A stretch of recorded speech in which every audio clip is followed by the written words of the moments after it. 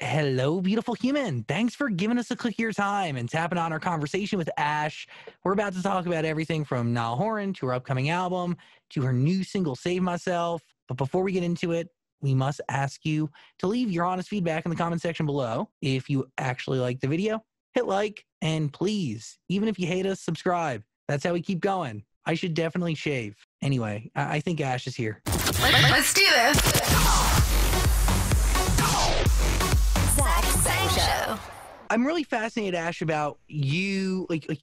What? How do you know if it's going to be a day that's worthy of getting ready? I don't know. I don't know what days are worthy of my full Energies? ambition, my full fashion ambition. Because I put quite a bit of effort into my outfits.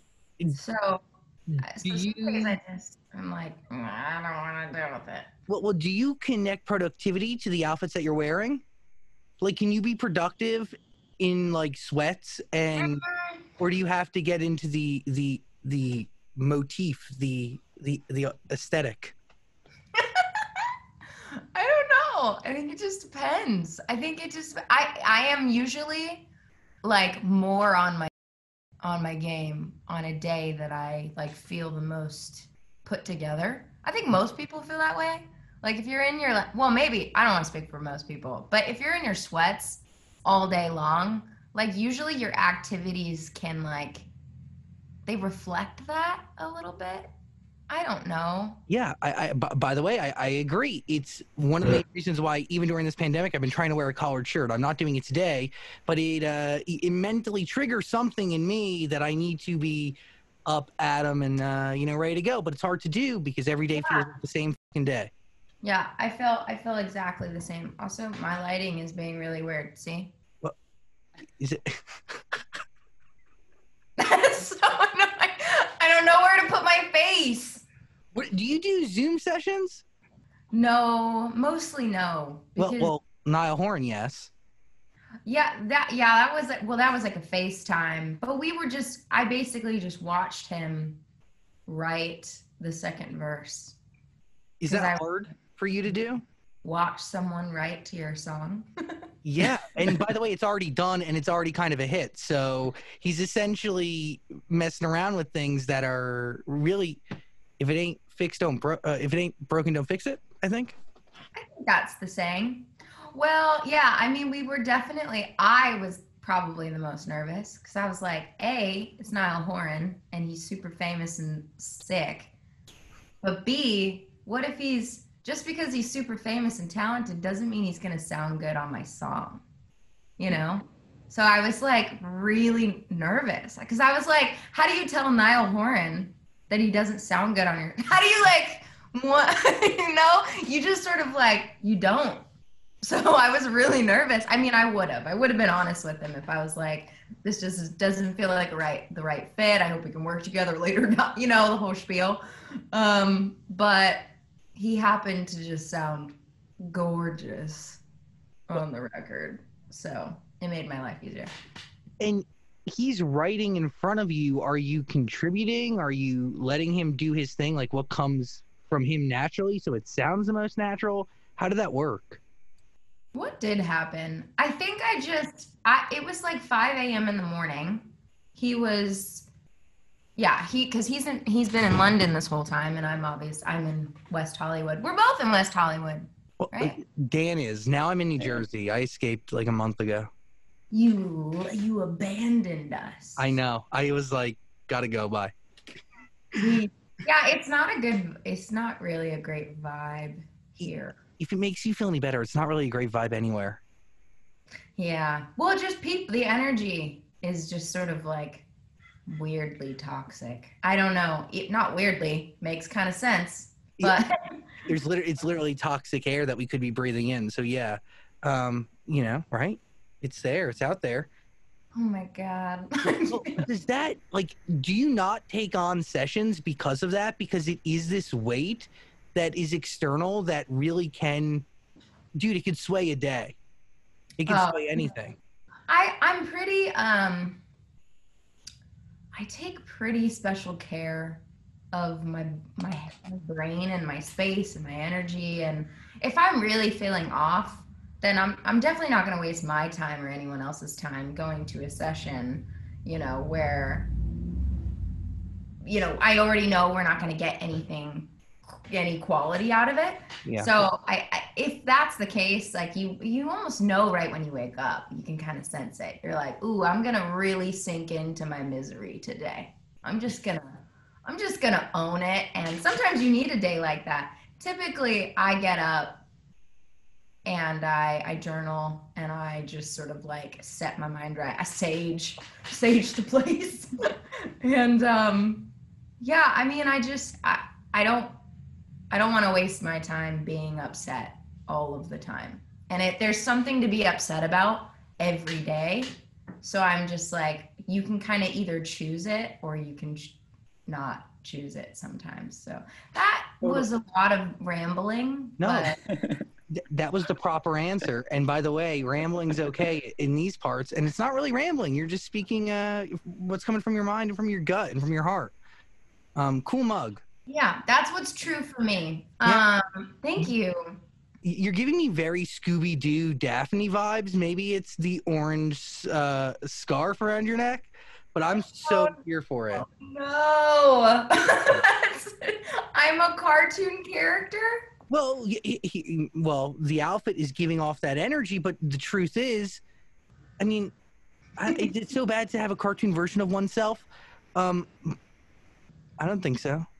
Maybe it is. No, Daphne's cool, but she's kind of. Maybe I'm thinking the wrong one. No, you're thinking of. I know it's Daphne. You're thinking of the right one. She's kind of lame, but I'm not going to take that on. No. You choose, right? Like you choose a lot of things. Do you only take on the aesthetics of this and not the personality traits? Yeah. I see the internet really wants you to do that Gucci campaign, and you're dressed very Gucci right now. Those were two very different. I'm pointing at both of you with my two fingers. You can't tell, but Daphne from Scooby-Doo, Gucci model. Hey. I choose you. I'm looking at you, Dan. Oh. No, that's not. I could identify with both those energies. I've definitely been trying to manifest some Gucci love in my life, but yeah. But I'm like still pretty poor, so I can't really afford it yet.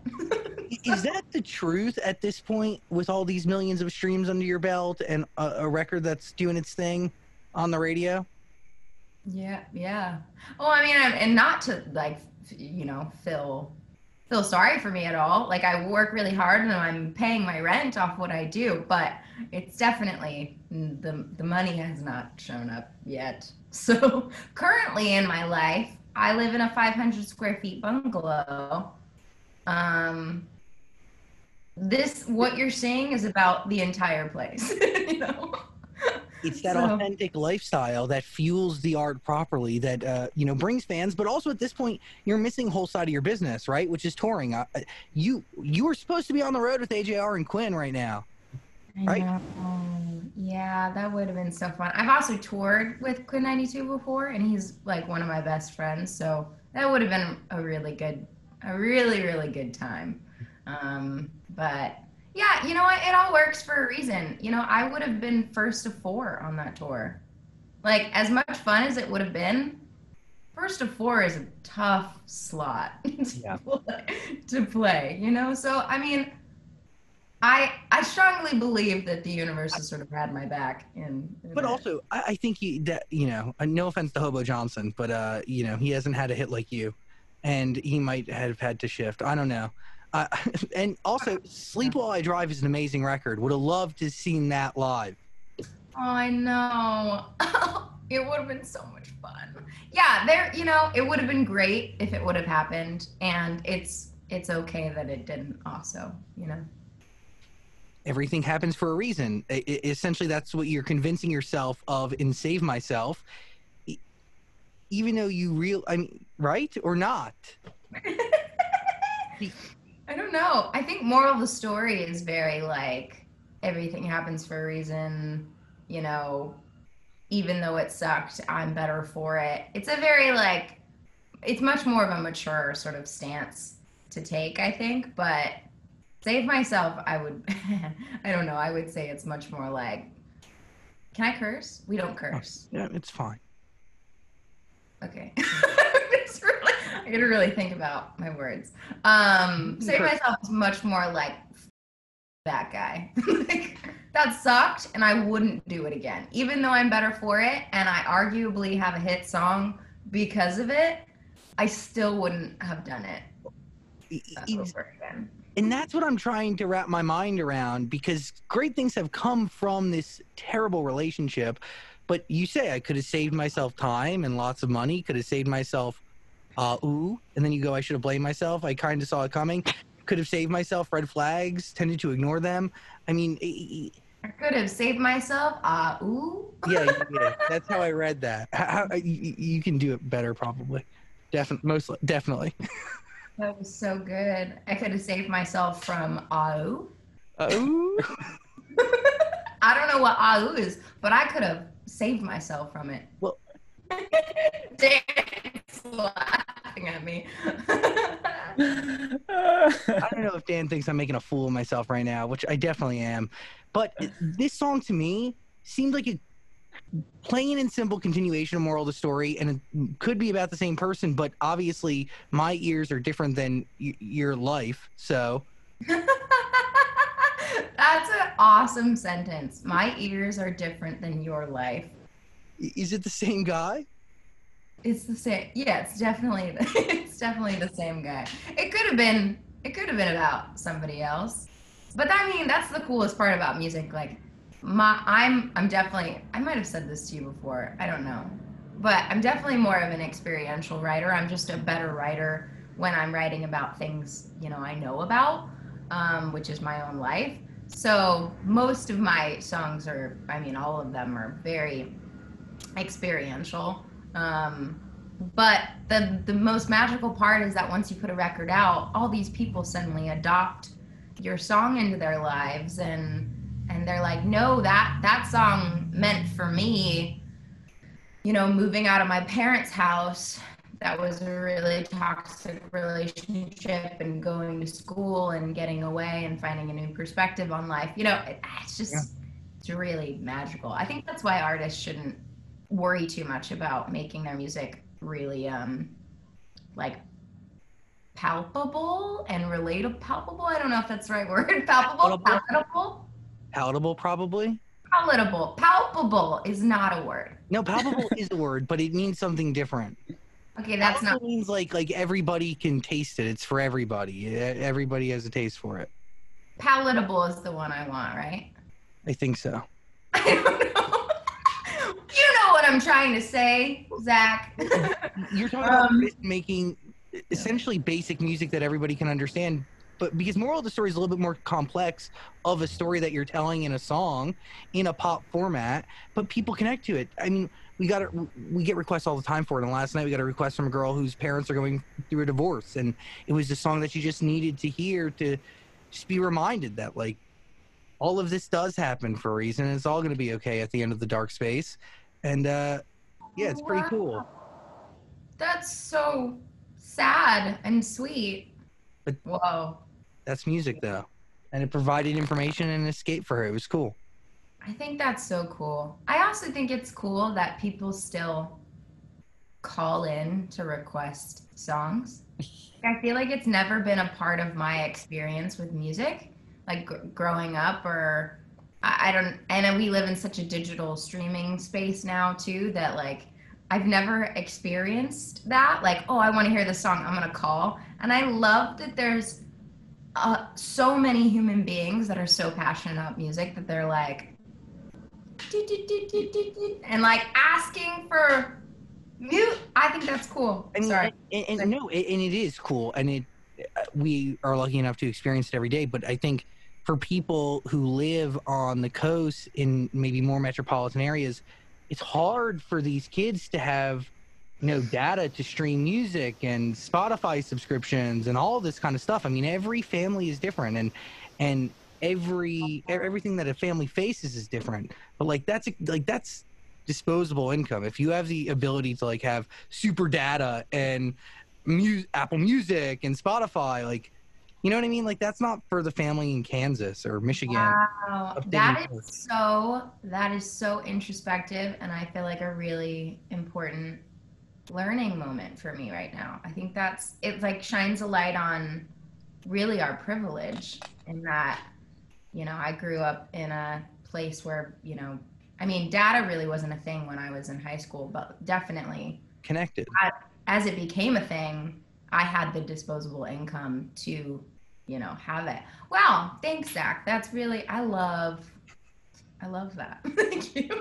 And by the way, like that's one of the main reasons why I love radio so deeply, is because it touches everybody, no matter who you are, and it speaks to people. Hey, beautiful human, I gotta hit pause real quick to give you a message paid for by NHTSA. Everyone knows about the risks of driving drunk. You could get in a crash, people could get hurt or even killed. But let's take a moment to look at some surprising statistics. Almost 29 people die in the United States every single day in an alcohol-impaired vehicle crash. That is one person every 50 minutes. Even though drunk driving fatalities have fallen by a third in the last 3 decades, drunk driving crashes still claim 10,000 lives a year. Drunk driving can also have a big impact on your wallet too. You can get arrested and incur huge legal expenses. You can possibly even lose your job. So what can you do to prevent drunk driving? The answer is shockingly simple. Plan a safe ride home. Please, before you start drinking, designate a sober driver or call a taxi. It really is that easy. Come on, if somebody you know has been drinking, take their keys and arrange for a sober ride home. It doesn't take a lot. It doesn't cost a lot. But those simple steps can save lives, save your life, and save your wallet. We all know the consequences of driving drunk. But one thing is for sure, you are wrong if you think it's no big deal. Drive sober or get pulled over. No, I just wanted to know if it was important to follow up the success of Moral of the Story with a song that kind of related to that story. Well, I don't know. It was the right thing because it's what happened. But I don't know. There very well could have been a different record that was very, moved on and separated from Moral. But yeah, I think I'm just not. I wasn't quite finished chatting about how hard that was for me, and so yeah, I think. Sorry, I cut you off, Zach. No. You keep going. This is you, but I want to just know timeline of when it all happened, like the order. Moral of the Story was created first. How far after did Save Myself come? We wrote Save Myself March of this year. So well over a year later. Wow. Well over a year later, actually. Yeah. But Save Myself, my divorce was finalized at the beginning of 2020, like this past year. So like it took, I had been separated from my ex for a really long time, but that process takes forever. Yeah. Which, hey kids, take marriage seriously. Hey kids, PSA. Really take your time with that. But the decision that can be made in a second really takes forever to untangle. And just a skirt, just like takes no seconds. Literally. And then you are bound to another human. Your finances are bound to another human. I was in a place where I could have would be paying alimony for another human. Like, what? I'm in my 20s. That's ridiculous. You're going to pay him to exist. How amazing. Oh, I'm like, also, I'm not going to talk, but see my face? No. So do you write Save Myself after you're essentially settling with the remnants of this divorce and what you have to deal with afterwards? Yeah, I don't think Save Myself could have come prior to that being finalized because, could have saved myself time and lots of money. I mean, that situation alone, it cost me a fortune. It's so much Yeah. money. Yeah, it's pretty ridiculous. And I mean, yeah, I do feel like writing the song was helpful in me like processing it. Sometimes you like anger demands to be felt. So sometimes when you just feel it and let it out, it's like, okay, I've dissipated and dissolves instead of like, it feels counterintuitive because you're like, well, if I just shove it way down, then it'll go away. But it's quite the opposite. It festers. Investors, and there's other, like, inevitably, imagine if I hadn't processed all of that and all of that anger, and then 2020 hit, and then I still was processing this horribly awful thing in my life that, you know, happened directly to me, plus everything about 2020. I mean, I would have been drowning, I think. Honestly, like the music in many different ways has been that life preserver, no? Oh, yeah. Yeah, it always is. For me, for sure. And right now, I mean, it keeps you busy beyond belief. You could be nominated for a Grammy. There's rumor. Best New Artist. Who? That's ridiculous. Oh my God. You're the first person to say that out loud. That's like not on my team. Let's manifest this one together. Oh my gosh, Zach. I will pee my pants. I don't want to brag, but I think we've manifested a Grammy nom or win or two, one or two. So let's see it. Do you believe it? Do you believe that you deserve it right now? That is just the most loaded question. I don't know. I mean, okay. Let me pause, cut out my pause, and like cut it in post production. Act like I knew the answer right away. I'm a pretty confident human being, but being like, I deserve this feels a little, I don't know how much that resonates with me. If it happened, if I got the nomination for Best New Artist, I would not go, I don't deserve this. Like, my response wouldn't be like cower away and I don't deserve this and this freaks me out, like give this to somebody else. But it also wouldn't be like, yeah, yeah, right, that's right. Like, I don't know. I live somewhere in a different, I don't know. I've never processed this with anyone, Zach. This is weird. Well, and maybe the better way for me to phrase the question is your art worthy? And from a subjective point of view, as somebody who's definitely sat back and watched the Grammys time and time again. Wow. That's a really good question. Yeah, I think my music deserves a seat at the table, has earned a seat at the table. If you were to dress that table with anybody else, who else is sitting there? At my table? Yeah, at the new artist table. Ooh. Okay. Shoot, this is. You know, by the way, it could be too intense. I don't want to, you know, who knows the manifestation powers, how strong they are right now. I don't know. Well, I think that it's hard for me to really say. I think that Summer Walker, I think she's phenomenal. Doja Cat, I think she could really earn it. My friend Pop Smoke. Sachs. What? Who'd you say?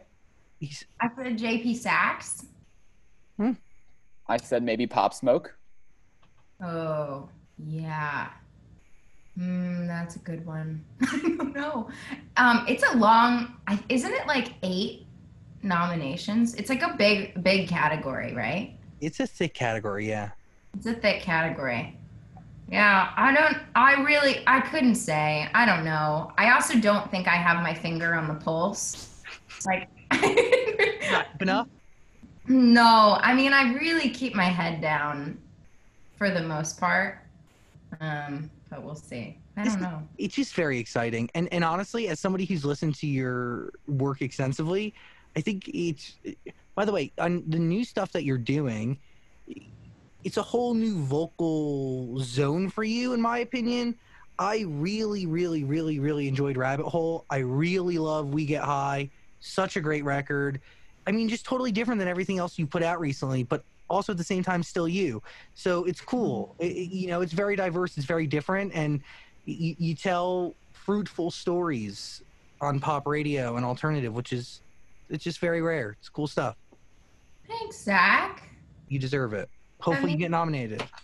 Oh, that would be cool. We'll see. A nomination alone, just a nod from your peers, that's pretty wow. But yeah, thank you for saying that. It's cool that you went down the rabbit hole.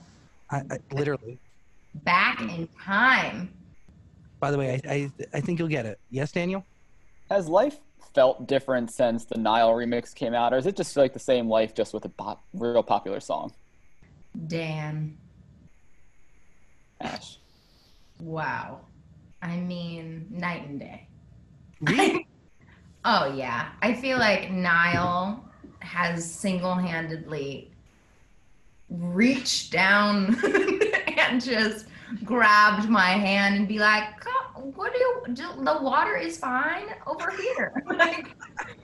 And he's not actually, strategically been like, I'm gonna, promote you or something like that. But yeah, just naturally, it's really changed the game. I don't think I understood how much the One Direction fandom and then, specifically Niall Horan fans were going to adopt me, because he's worked, and not to say that they haven't done that with everyone he's worked with before or any of the guys who they've worked with, but they've really, I clearly don't have the right, I've not really processed this fully either, but yeah, they've just really hit his fans and all of them have sort of really adopted me, and that's weird. Somebody was like, she's the 6th member of One Direction, and I'm like, what? That's great. Why would you say, but also cool? I'll take it. Yeah. Did that answer the question? Yeah, it did, I think, Daniel. But you're feeding them with art that they understand and that they connect to. You just introduced them to somebody great. Well, it's interesting because I wouldn't say that our music is completely, Niall's got, some, more vintage inspired records. And then Harry for sure. But my music is quite different. And so I think, I don't know, maybe we just vibe with each other's personalities or something. Something's clicked and I love it. You guys tell real stories. I believe Heartbreak Weather is the most underrated album of the year. Truthfully, it didn't get none of the attention and love that it deserved at all. Slept on. And I feel a little bit, I always feel nervous about saying that because then you sort of acknowledge that it deserved more and it didn't get enough. But I have to at this point. I completely agree. And that's why, Dear Patience, for instance, in my opinion, a forever record. It's so good. It's so good. Timeless. Yeah. Timeless. Yeah, I just think he deserves the whole world, and should just be. He is arguably one of the most famous people in the world already, but I just think he deserves all the things. I love him. Ash, can I make a prediction right here? Ooh. I predict that when they reunite and get back together, you will go on tour with them. Wow. When? By the way, I don't know that answer. What'd you say, Zach? I said real thick. That's a big prediction because there's 2 layers here. One, we have to rely on all of them getting back together, which could possibly never happen. And I then didn't say that. Well, Okay, I'm not going to put negative energy out into the universe. It will Well, happen. they're so invested in their solo careers. I mean, like it would definitely be a big hit, but I think they're all like, we've grown up and we're in this new phase of our lives and want to invest in themselves solo. So I would be pretty surprised, but also life has only proven to us that it's full of surprises. So I don't know. Amen. Do you hear the difference between Rabbit Hole and everything you're doing now? And how do you describe those differences? Yeah, absolutely. I would say, I mean, the Rabbit Hole was written while I was still in my really awful relationship. Really, when things were getting to be the worst, that's when I was writing that record. And then I released it like right after I left that marriage initially. So like you'll notice none of the records are about relationships. Mm-hmm. They're all like, I didn't touch ex relationships in that because that would have been a problem. To like, well, I mean, that's a whole thing, but it would have been a problem to be singing about other guys when I was with my ex. And then I couldn't be really honest about what was going on in my life. So I was writing about basically anything else possible. Which was more challenging to write?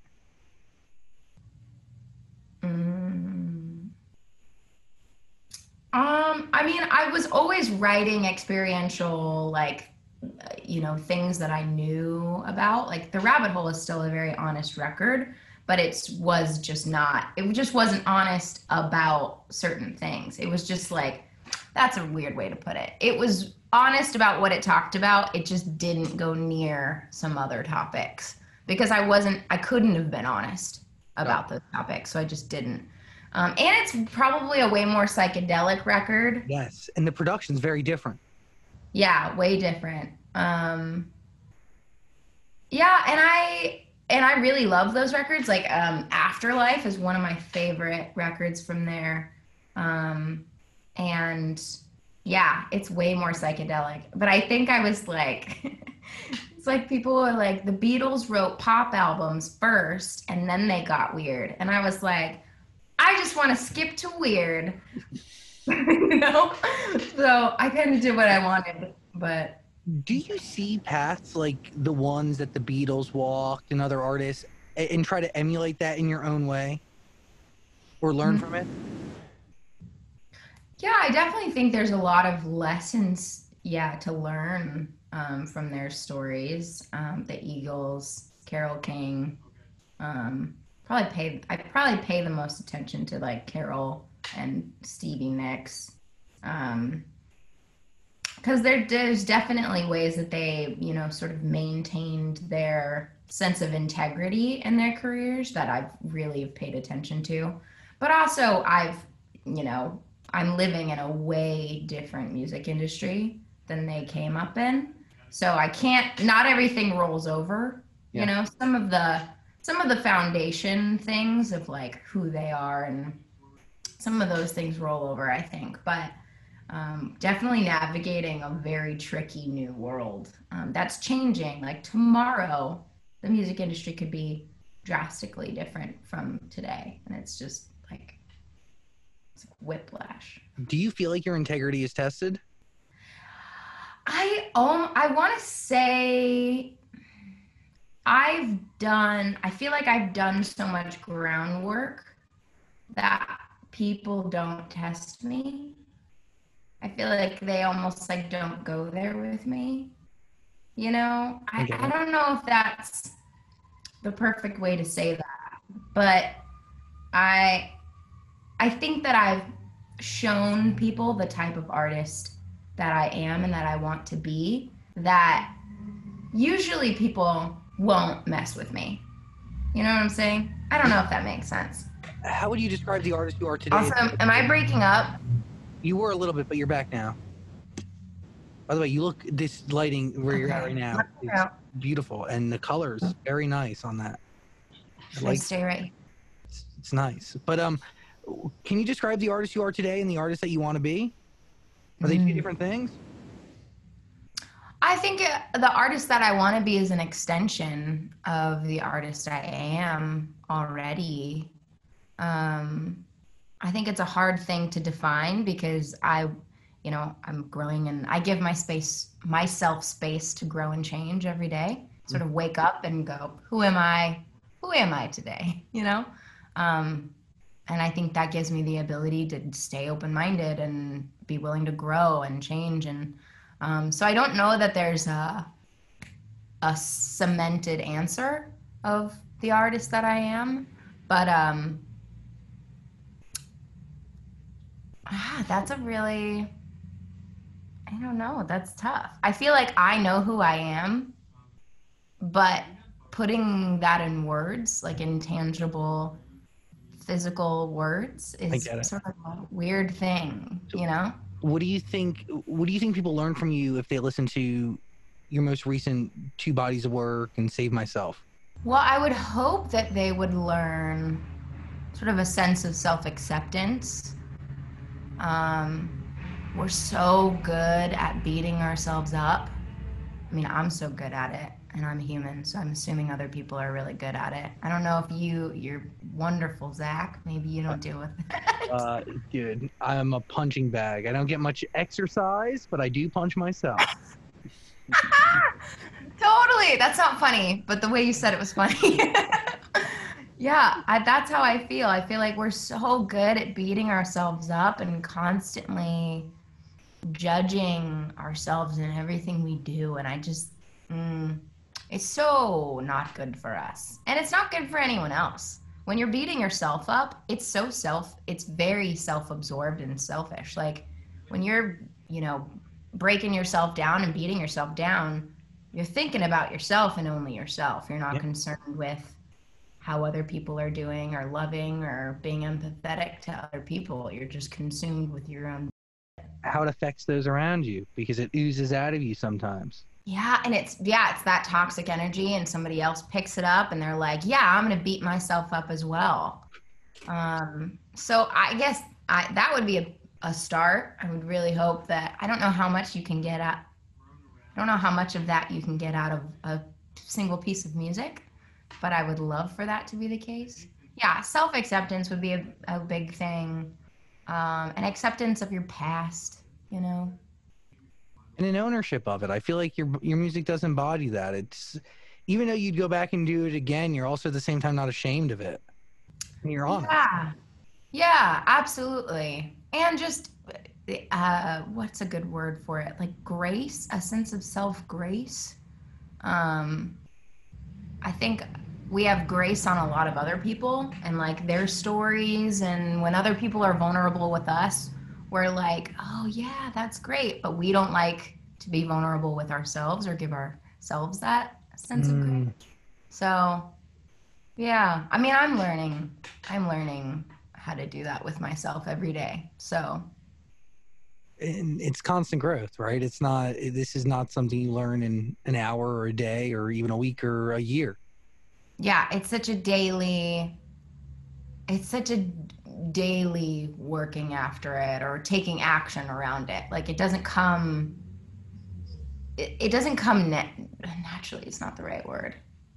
It's not going to come without you working for it, essentially. Like self-acceptance and self-love and grace and all of that I don't think it usually comes pretty naturally. I think it has to be sort of worked after. Amen. Dan, do you have self-grace? Yeah, I think so. Confident. Yeah, I've got it all figured out.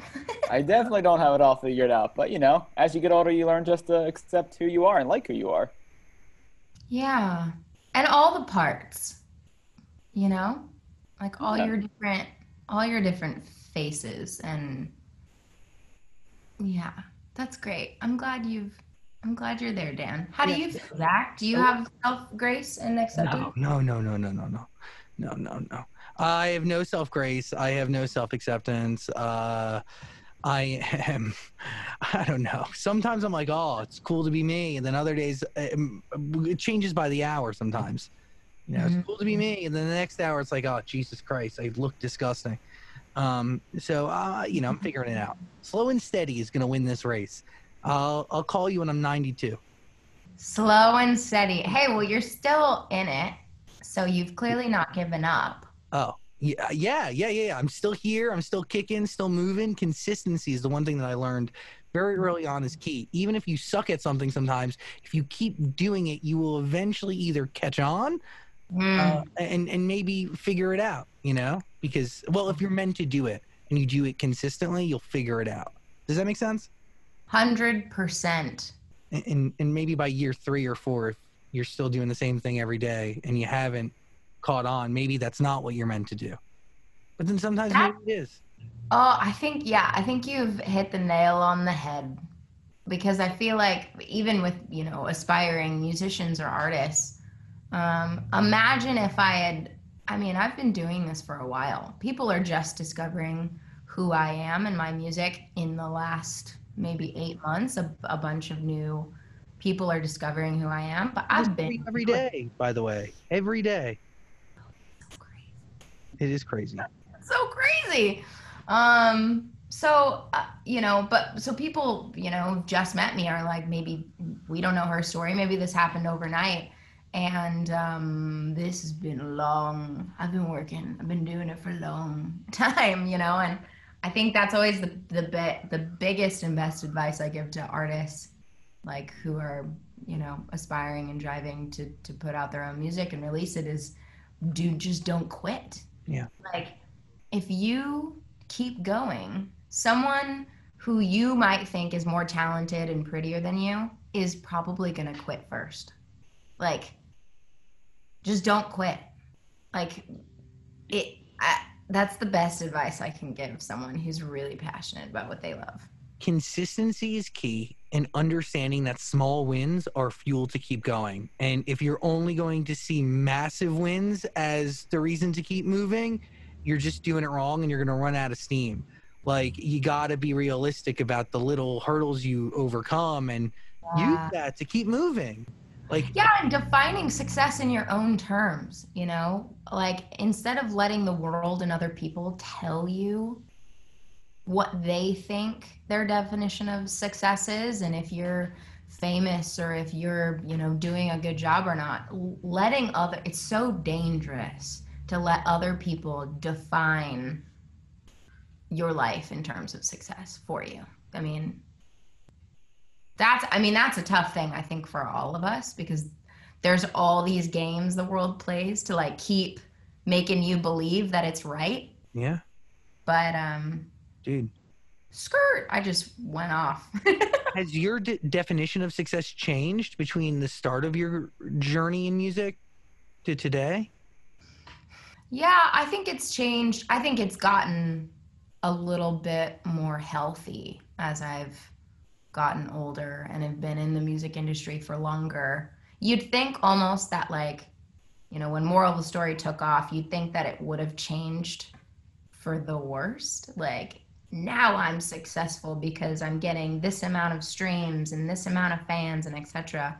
But I think that being in it for so long, getting told no for a really long time was really good for me and my sense of success. You know, being told that I wasn't good enough, being told that I'm not a priority, or that my music is just too different. You know, you get told that stuff enough, and it, like, if you don't quit after hearing that, usually it'll help your idea of success in your own life. Yeah, because it molds to you, right? Like a simple yes from somebody or a simple person enjoying your song, that's a win. That's success in its own right. Yeah, totally. Well, like my first headline tour last fall, you know, if I defined success by numbers, I would have called that tour not a success. But that tour was my first headline tour. I had been on 6 support tours before that, and I sold out so many 250 and 500 cap rooms, over 30 shows. I mean, for me, I left that tour going, man, if this is as good as it gets, You're good. I'm good. And obviously my life is, I don't know when I'm ever going to play shows like that again, you know? So I'm rambling. I don't know what my point was, but I think the point is really success is relative, right? Like you're not judging it by the numbers. You're judging it, one, by the fact that you get to do what you love in front of people, but two, the fact that you even have the opportunity to go on a headlining tour where people pay any sort of money to see you. It is wild. that's so silly. It's awesome. It's so, yeah, that was incredibly emotional. I remember the last show of that tour just bawling my eyes out as soon as I got off stage, going like, I didn't quit. I'm still in it. I'm post a lot of no's, post a really big blow up of a marriage, and I'm still in it, and I'm making music I love, and people are screaming my lyrics back at me, even if it's only a 250 or 500 cap room. Like when I sold out the Troubadour, which is like my favorite venue in LA. And I think I did cry on stage. I don't know. I've cried on stage at the Troubadour several times because I've opened there. I probably played at the Troubadour 5 times before I actually headlined there. Wow. But yeah, I think just being I think the most successful place you can be is being so unapologetically grateful for what you have. And wanting what you have. Man, if you're doing that, like, you are more successful than Bill Gates, or what? Maybe Bill Gates is super grateful. I don't want to speak for him, but yeah, I don't know. No, what you're saying is 100% the truth. I just realized, and we talked to you a few months ago, you obviously knew about this remix with Niall was happening, but you couldn't tell us. You were talking about Niall and how you were working with him and how you guys are writing, but you obviously never mentioned it, and like a week later it came out. Oh, it wasn't out, or? No. Really? I felt like such an idiot because then it happened. I was like, oh, this is what it was. I know, because it was our interview, right? That a bunch of fans were taking the clip from. That was like, something big's gonna happen. I don't know what the hell I was talking about. Well, I think you were talking about the collaboration between you and Niall. I know, but why would I have said in the music industry? Because that's like not, like, that's like telling, hey, my song, Niall Horan's gonna be the biggest shit in the music industry. That's not how I felt or feel, so I don't know why I said it in those terms. But We can roll the clip right here. Okay, so keep your eyes out because something's coming very soon that I can't say anything about. But when it does, everything's going to get pushed back. So just inevitably, anything in the music industry, whatever you plan, push it back freaking however many months. So I don't know. I would love to put out the album before the end of the year, but it could very well I don't know. It's okay. Well, and here's my prediction. I think you're going to ride moral of the story as high as it can go. Then you're going to come up with a follow-up, maybe a collaboration with somebody. And then by the time that peaks, you'll have an album to come after. It's a little bit of... I definitely have some ammunition. I am not concerned about what's coming next. Giddy up. I'm ready to go. Yeehaw. Was it hard to keep it a secret, though, when you're talking to people like us, talking about how you're writing with him, knowing it's coming, but you can't say anything? Was that hard? Yeah. That's a one-word answer. Yeah, I mean, it was so... I wanted to tell everybody. I was so excited. It's just... And I'm still so excited. I think it's really cool that I have a song with Niall Horan. Like, Have you guys met in person yet? What'd you say? Have you guys met in person yet? No, it's all been virtual, which is funny because I would say we're like fairly good friends, you know, but it's such a virtual, relationship. But I mean, yeah, I don't care if it's not cool to be like excited. You know how people like try to be like, yeah, it's like whatever. Like, no, Horns on my song. Like, sick. Yeah, like I don't know. I just don't, and maybe that would be cooler if I responded that way, but I'm so obnoxiously still like a little kid that's just like, wow, song with Niall Horan. Cool. Like, I'm such a nerd. Good, because the song is phenomenal, and I'm really excited for this Dear Patience cover. Like, really, really looking forward to it. No pressure or anything. I'll do it. Do you have songs ready to go? Do you want to hold until 2021? Like, what is your release mind look like? Now, what secrets am I holding during this interview? Like I was last time. Probably a lot. I don't have that many secrets. I really don't. Well, I mean, I'm finishing up my first album, and yeah, I mean, it's coming along. It's freaking, I really like this album. I really love it, and I'm really proud of it.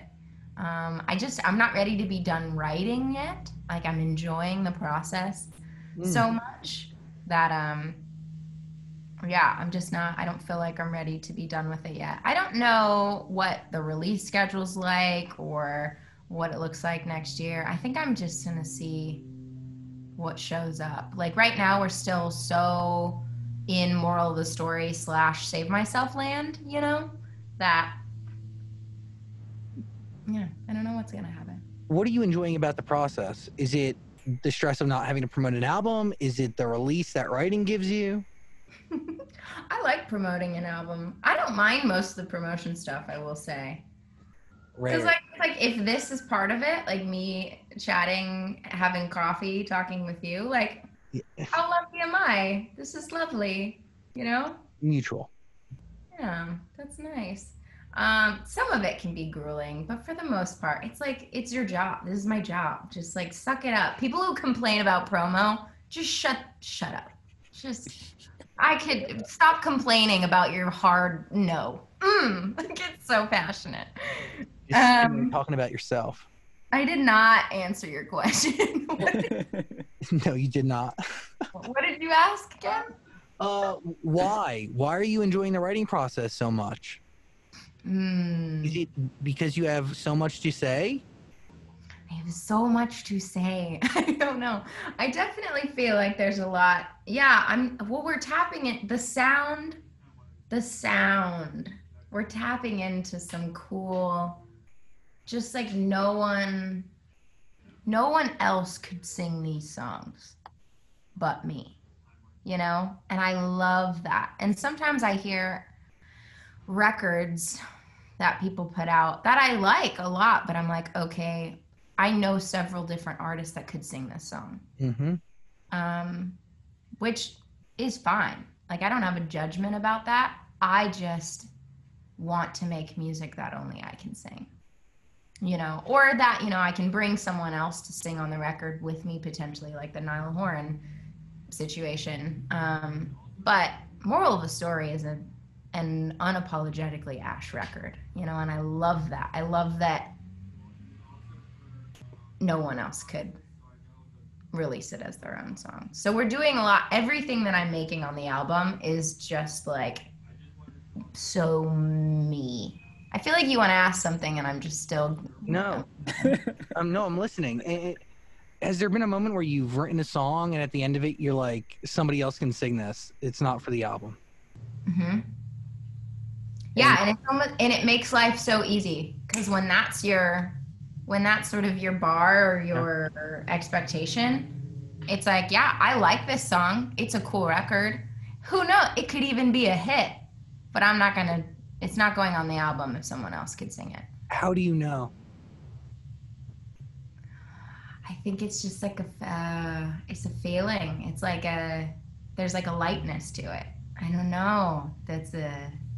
It's such a non-tangible thing. It's really just a feeling.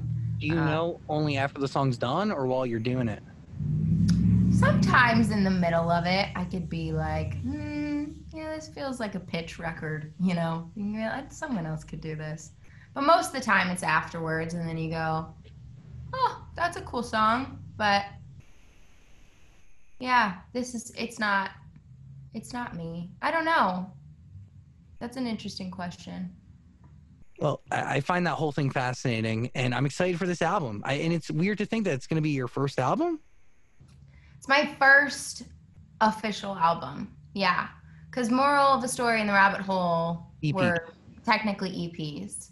Got it. Yeah, which everyone can define. If you want to define those as albums, then fine, and this is my third album. But the way we set it up is that this is sort of my debut album, and it's a full length. So. Wow. Well, when it's ready, we're here to eat. Please feed us. And if you haven't heard Ash, we're going to put links to her music in the description below.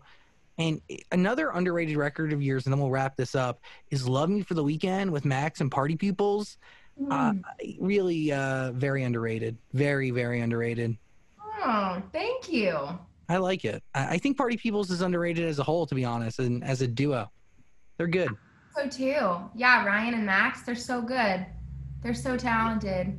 Yeah, that's a fun record. I would say it feels like a Party Pupils record. Totally. You know?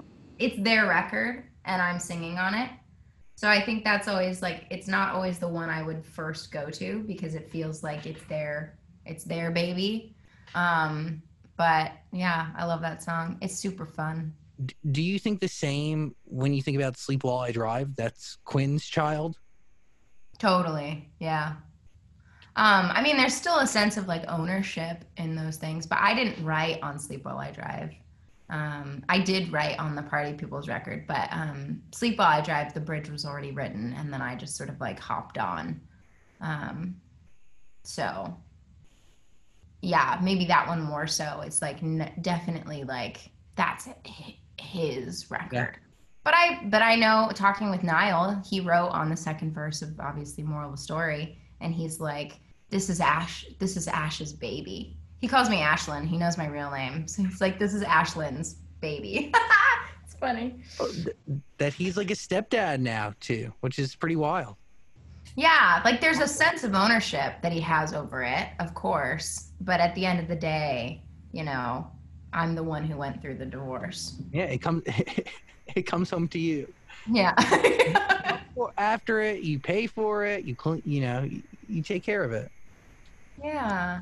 Yeah, totally. And you're usually the one who's working. Yeah, you're putting in all the promo. Yes, we should. Yeah, it's your responsibility when it's your baby, I would say. Totally. Please listen to Ash's music. Link in the description below. Daniel, final thoughts. Do you have any? I think we covered it all. Dude, we covered a lot. Waiting for that Niall Horan Patience cover. No pressure. Okay, great. I'll get right on that right now. Dear Patience. It's so good. I changed the key to fit my voice, but I'll show it to you. Do you like doing covers? Do you like embodying somebody else's lyrics? I do, but I usually change it up quite a bit. I feel like if you're an artist and you just like cover a song exactly the same, it's like, why do that? Exactly. Why do that? They already do it. You know? There's a better version, like their version. So change it. Yeah. My internet connection is unstable. Yeah, it was so funny how it came through as you were saying that. It was like very slow, but also very Valley Girl-esque. It was really something. No. Okay, well, this is a good time to say goodbye. Ash, sending you love. Thanks for hanging out. Oh, love back to you. Thanks, guys. Bye. Bye. Hey, beautiful human. Thanks for watching our full interview, but I get it. Like, a full interview is a lot. So we got a clips channel. We don't expect you to watch the full thing anymore, so we just gave you the highlights. Please subscribe and notifications and all that stuff. Okay, cool. I love you.